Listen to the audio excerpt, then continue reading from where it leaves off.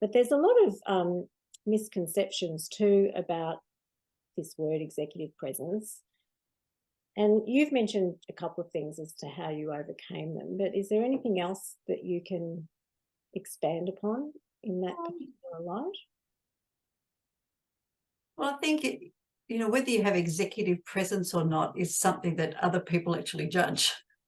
Yes, very Right. much so. Yes. So they judge that. So I think the matter becomes, how can you give other people confidence that you have that presence that's sufficient to achieve goals? Mm. So, if you're looking at contributing more in your company where you work, or whatever your role is, if you want to grow in your leadership, you have to ask the question, well, why would people choose me for that project or that role? And what's going to influence that? Mm-hmm.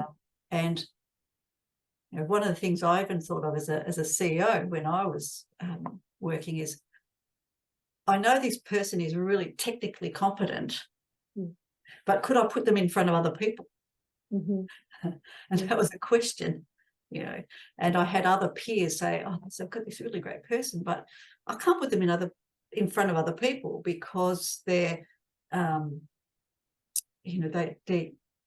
can't project warmth, or, they're not presented. They're not presented in a way that is part of the context of our particular organisation or company, because I need those leaders to be able to project warmth and strength and to build trust with clients or stakeholders.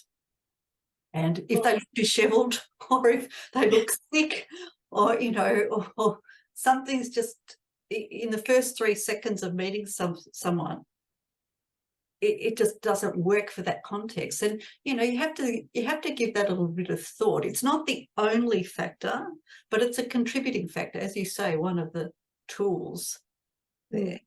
So I like what you said about it's, once you've got that bit sorted, you can focus on why you're really there. And I think that actually saves leaders a lot of time. Because part of your role as a leader is you're making decisions. You're making decisions all the time. And if what you wear and how you present yourself, if that's one less decision, that's more decision bandwidth you have for the rest of your important work. And it's also, I really love the fact that it can be joyful and playful, and an expression of who you are, married well into the context in which you're called to serve or work. That context is really important as well, because different organisations have different expectations of that. Yeah. So, you have to fit in is not quite the right word now, I think, because people are looking for a measure of authenticity in who people are, but it's the capacity to build trust in that first, 3 seconds of when people meet you, and reassurance that they can trust you, and then you can achieve things and partner together better, I feel, than if people are distracted by something that inadvertently you have done, that could be avoided. I agree. It's it's one. I would say it's one thing to read through someone's credentials and you say, oh my goodness, they're so highly credentialed and they must be amazing. But if then when you meet them for the first time, there's a total disconnect in terms of what your expectations were on how that person should look, then it just takes so much longer for you to actually get to know them and for them to be able to build that trust with you. And I think you're right in what you talk about context, because there, different industries, different organizations have different values and different expectations on, people that they attract into those organizations. So I think there has to be an element of respect there too from individuals who are seeking out those really senior positions to, well, what are the values of the organization, and where is that organization at, and what are the expectations of the people that I'm going to be managing or leading, and also of, as you said, other stakeholders, whether they be customers, clients. It's a really big deal. So it's not just, I just feel it's not just about what's on paper. There's a wholehearted approach to this whole thing, and there's never a right or wrong answer in terms of, well, what does executive presence look like?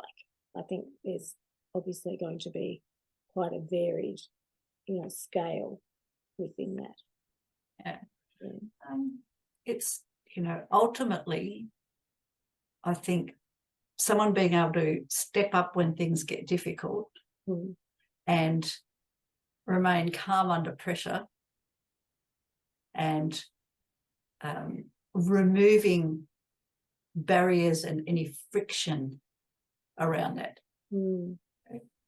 And that's where the external factors influence the internal factors for someone to be better able to do that, and to be seen to be better able to do that.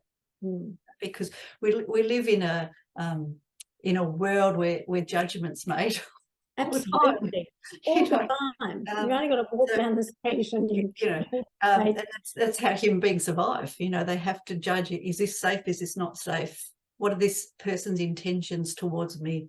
What aren't they? So to be able to give people confidence and trust that you're a real human being, and you have the warmth, that you have the strength and the capability and the credibility to be able to step up and do what needs to be done. I think it is a part of that executive presence. And things like your posture, the way that you communicate in words and in body language, all these aspects, these soft skills of leadership come into play.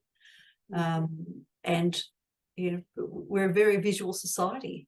People look at you and in split seconds try and put all this together. So it's a work in progress. I think you can never say that you've got executive presence and that's it. I think it's your context that plays an important part of it. It's your continual learning. It's your ability to be on point during the day, and I think if you have support from key people that you trust, that can help you stay in that pathway of keeping your executive presence in focus.